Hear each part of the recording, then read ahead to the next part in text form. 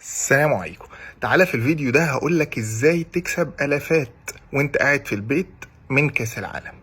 ببساطة جدا، كاس العالم زي ما احنا كلنا عارفين السنة دي في قطر هيبدأ كمان اسبوع، وعلى مدار شهر كامل هيتوافد على قطر جميع الجنسيات اللي موجودة في العالم، وبالذات الدول اللي مشاركة في كاس العالم وليها قواعد جماهيرية كبيرة.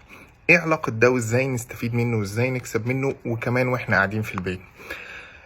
في قطاع الديجيتال ماركتنج، ودي بقت قاعدة كبيرة جدا من الجمهور بيعرفوا يعملوا اعلانات. خلينا نمسك نوع معين من الاعلانات هيكون سمارت جدا نستغله في الوقت ده، وهو جوجل سيرش ريزلتس او نتائج البحث الخاصة بجوجل.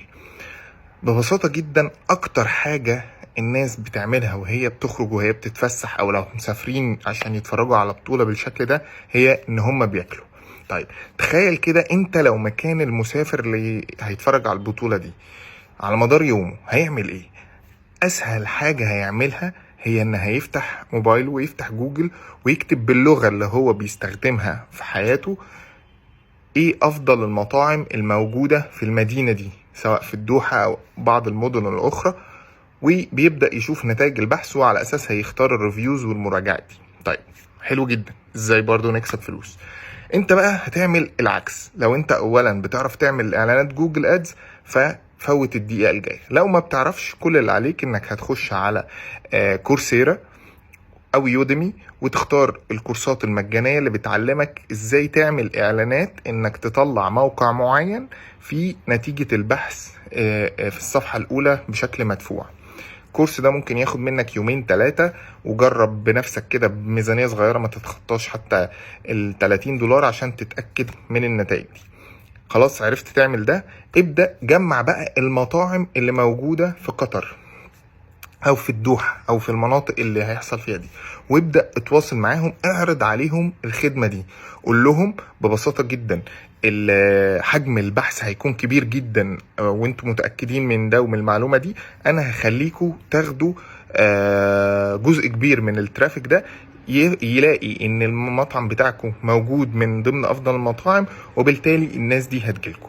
وتفر بقى هتسعر ده نظير مصاريف إدارية للكامبين على مدار الشهر، أو هتاخد نسبة من الإعلانات مع متعارف عليها إن هي بتتراوح من 10 لحد 25% من الميزانية اللي العميل هيقرر يصرفها.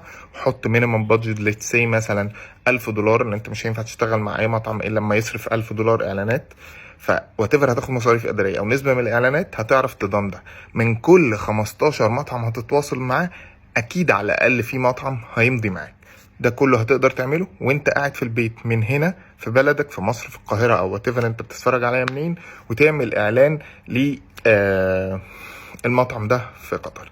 طيب عشان نعمل الكامبين دي خليني اقولك على بعض النصايح السريعة اللي لازم تاخدها في الاعتبار وانت بتاخد الكورس وانت بتطبق. اول حاجة في الكامبينز بتاعت جوجل ادز مهم تبقى بتعمل كي وورد ريسيرش شاطر وناجح وذكي جدا. ببساطة انك تدور على الكلمات اللي هم بيستخدموها باللغة بتاعتهم.